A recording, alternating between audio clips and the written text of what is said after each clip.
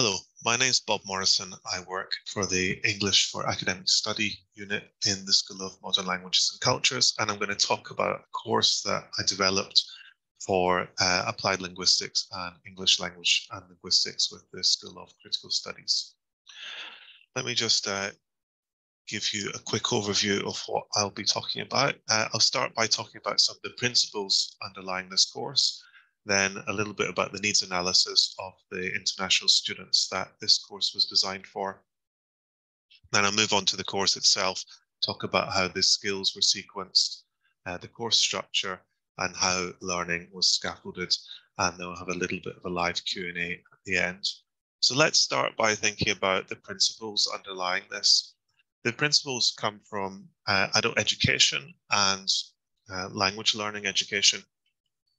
And really, this course is designed to help students socialize into the academic culture in the UK.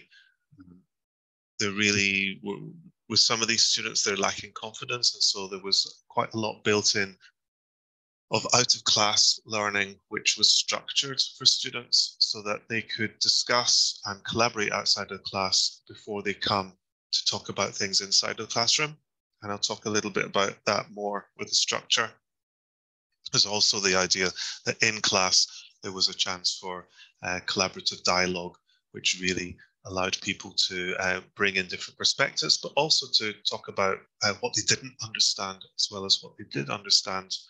And then from language learning, we're taking a genre approach to writing, which kind of follows these steps, all of which were an important part of this course.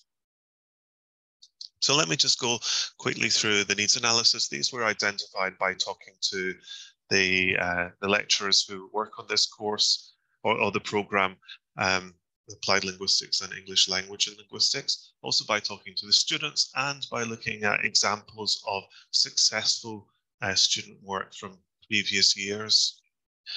So what we came up with for the needs were that students really could benefit from being supported with their academic engagement across the skills. And by skills, I mean reading, writing, speaking, and listening. But in addition to that, some aspects to develop their confidence. Sometimes language wasn't the thing which was holding them back. Sometimes it was a little bit to do with confidence, and also students understanding what criticality is and how to show this when they speak and when they write. So let's quickly think about how the skills were sequenced to try to support students. There's a particular sequence that was followed. So students were reading academic articles and a different one every 2 weeks. So through the course, we had this structure going where there was an article was read. They talk about it. They listen to other people talk about it. They're active in their listening, and then they write something. And this happened 4 times throughout the 10-week course. Now, the way this happened across a learning cycle, we had these lessons 1 hour twice a week, which effectively had input with the first lesson and then output on the next lesson. Students prepared between classes or produced something between classes, and I'll give you a little bit more detail of that on the next slide. So if we look at the next slide, we can see, for example, on a Friday with input, students are considering and discussing text selection strategies. They're looking and discussing the discussion skills themselves and strategies around that. And also I'd be introducing some functional language to help them to express themselves more fluently. After the first class of a cycle, students select and read an academic text outside the classroom. This is over a weekend, is a longer time to do this between classes. Come in, and then it's kind of an output class where they're speaking. And the students really do produce all the content for this class. The lecturer, me, or Ida would just observe and take some notes. Then there was a written reflection on the students' speaking and reading, which got some response from myself or Ida. Students respond to these questions in the next cycle. Then we're on to the written part, where there's kind of input by looking, examining successful written exemplars from other students, and considering some strategies for writing as well. Students then go away outside of class to produce an academic paragraph, which is a summary of the text they read on the first Friday here.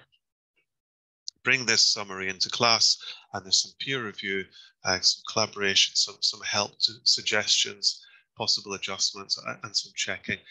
And then after this, they modify, produce a second version, a second draft of this, and submit it and get some feedback on this. And then the cycle starts again with the next text that they choose.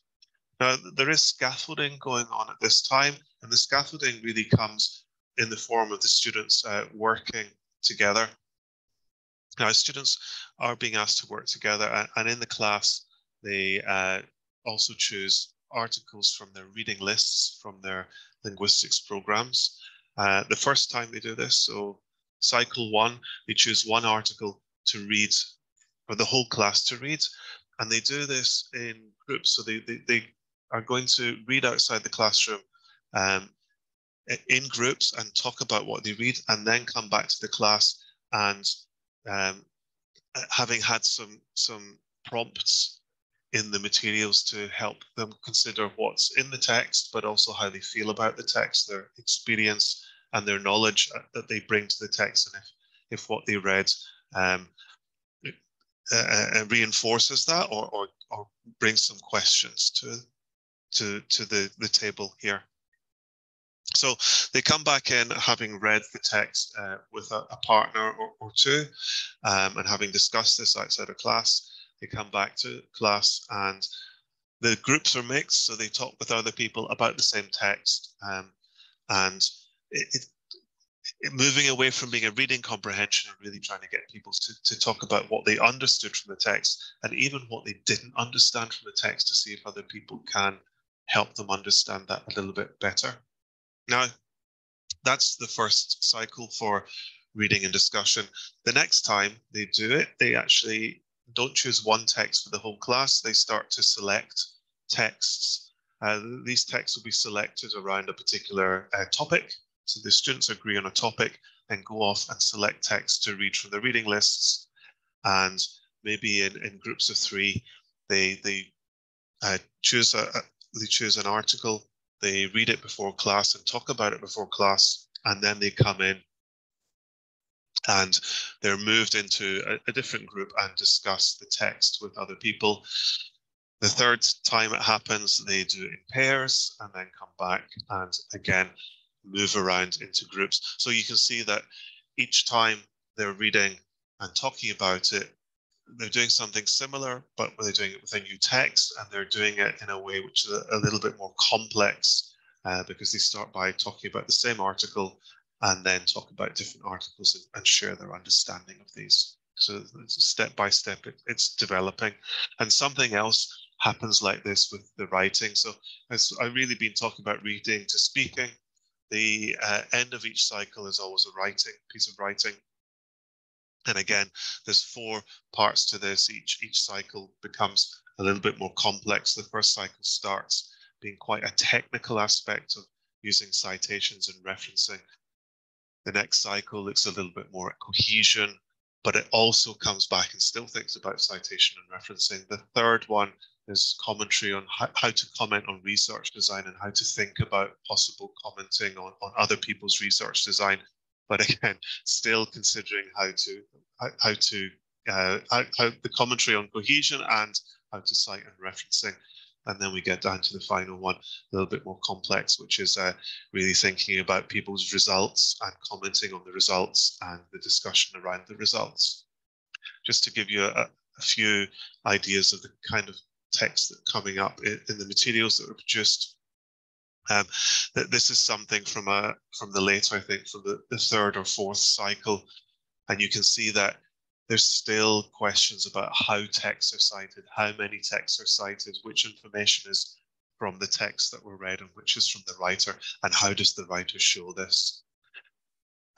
When we come down to thinking about the research discussion, again, there's some extra activities in class to help students think through and think how this might work by giving them some texts that have been written about other people's work, and considering, for example, other explanations or how relevant these findings might be to now, so that they can really think through how they might comment and what comments they might add before they look at the kind of language they can use to do that.